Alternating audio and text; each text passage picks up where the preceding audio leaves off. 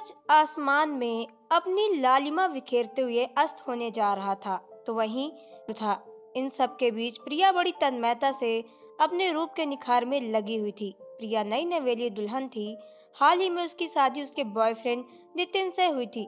शादी के बाद नितिन और प्रिया सारी रस्में निभाकर अपने हनीमून के लिए सोलन के एक खूबसूरत रिसोर्ट में आ गए थे। सोलन शिमला के पास एक खूबसूरत सा हिल स्टेशन है, जहाँ लोगों की भीड़ भाड़ बहुत ज्यादा नहीं होती है, पर प्राकृतिक सौंदर्य यहाँ है। वैसे तो ये जगह प्रिया को कुछ खास पसंद नहीं थी। अतीत की कुछ यादें थी जो उसे यहाँ आने से रोक रही थी, मगर नितिन की जिद के आगे उसकी एक न चली। वजह भी थी नितिन के पास। वो पहली बार प्रिया से सोलन में ही मिला था। दोनों पहली मुलाकात में एक दूसरे को दिल दे बैठे और ठीक 5 साल बाद अब दोनों ने शादी कर ली। ये वो रिसोर्ट था। प्रिया और नितिन ने अपने कुछ खूबसूरत लम्हे गुजारे थे, मगर वो यादें भी तो यहीं से जुड़ी हुई थी। नहीं नहीं प्रिया, आज के दिन यूं क्यों सोचने लगी बैठ गई? आज तेरी सुहाग रात है।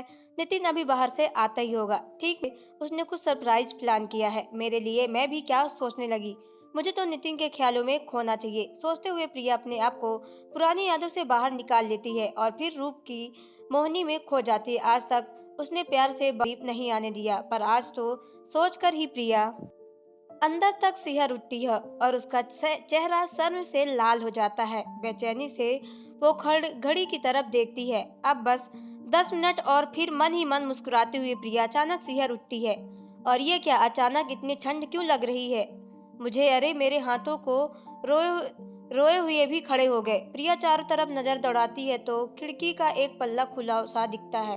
ओह, यहाँ से ठंडक आ रही है। प्रिया उठकर खिड़की तक जाती है और उसे बंद करती है। रात गहराने लगी थी और बाहर एक अजीब सा सन्नाटा छाया हुआ था। न जाने क्यों उसे अच्छा नहीं लग रहा था। पर्दा डालकर जैसे ही पलटी, डर से उसकी घुटी हुई चीख निकल गई। तो जाती है। नितिन ठीक उसके सामने खड़ा हुआ था और गहरी आंखों से उसे देख रहा था। प्रिया हड़बड़ाकर, नितिन तुम यहाँ कैसे आए? नितिन, मुझे तो आना ही था जाने मन।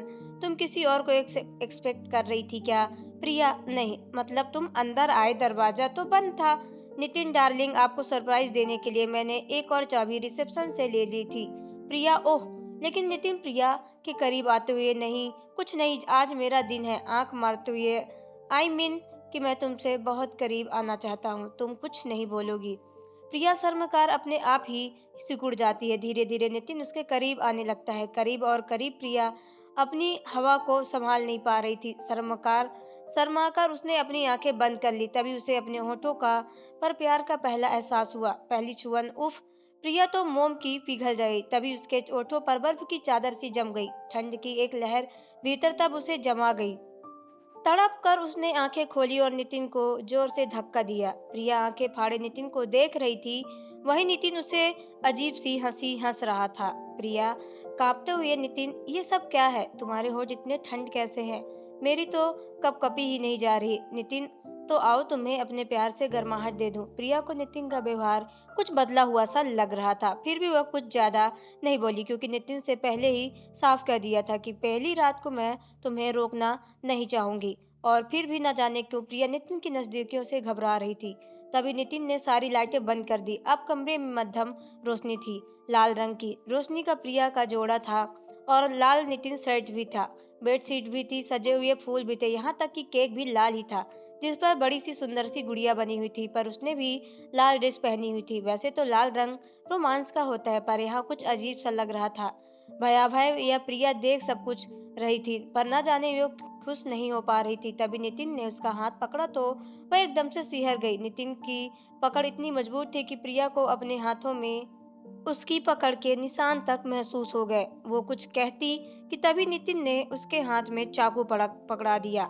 दोनों ने मिलकर केक काटा, उसके बाद एक दूसरे को खिलाया। प्रिया उठकर केक की प्लेट हटाने लगी, तभी वो पलटी ही कि कुछ अजीब सी आवाज आई। वो पलटी तो उसने देखा कि नितिन केक पर बनी हुई गुड़िया को काट कर खा रहा था। हालांकि वो केक की डॉल ही थी, पर वो जिस तरह से उसे खा रहा था देखकर प्रिया घबरा सी गई।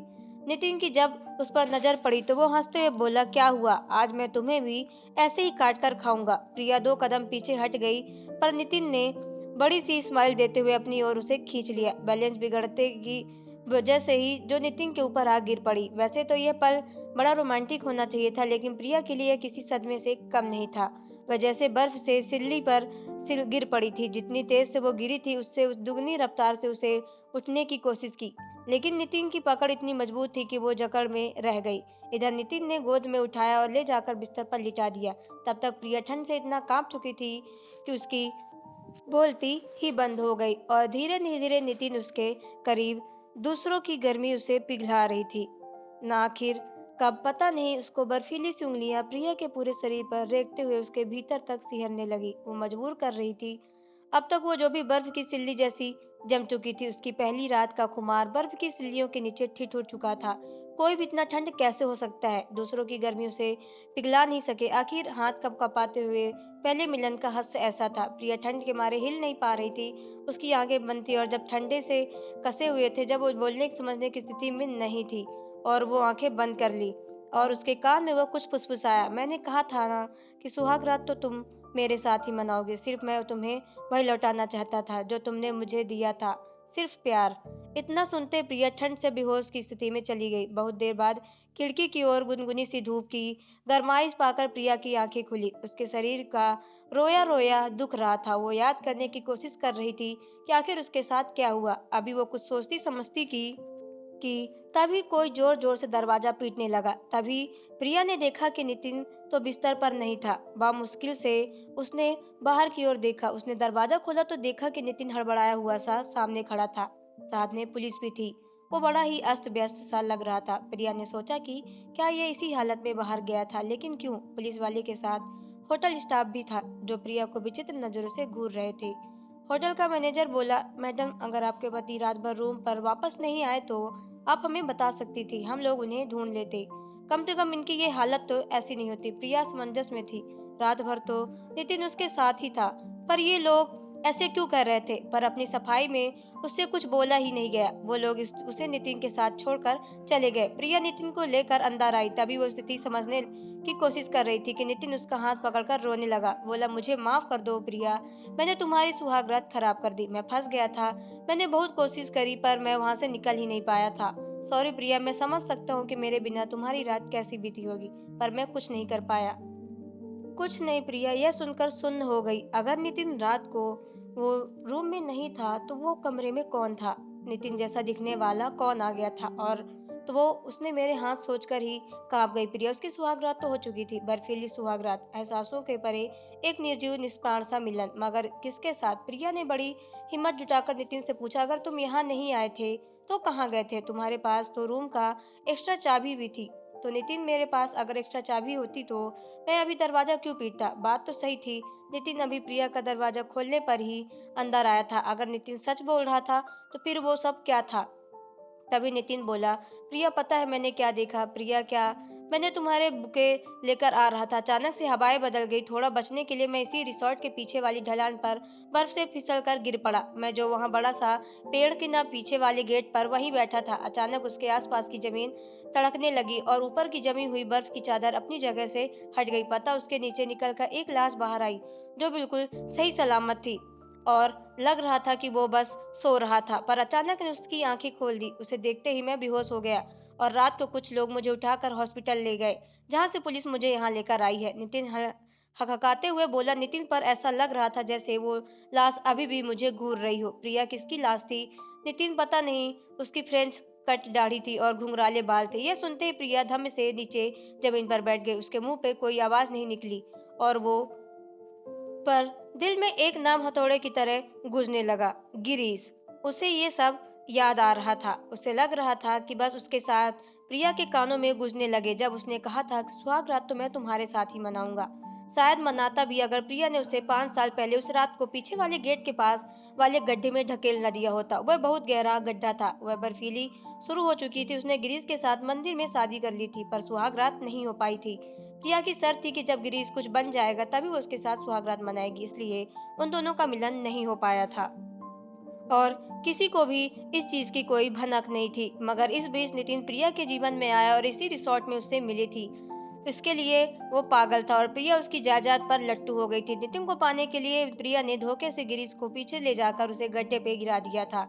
कहाँ आया तो उसके साथ अपनी सुहागरात मनाने, पर उसने बर्फीली शुरू हुई कि बाहर ही निकल ना सका। भीतर वो जिंदा ही दफन हो गया था।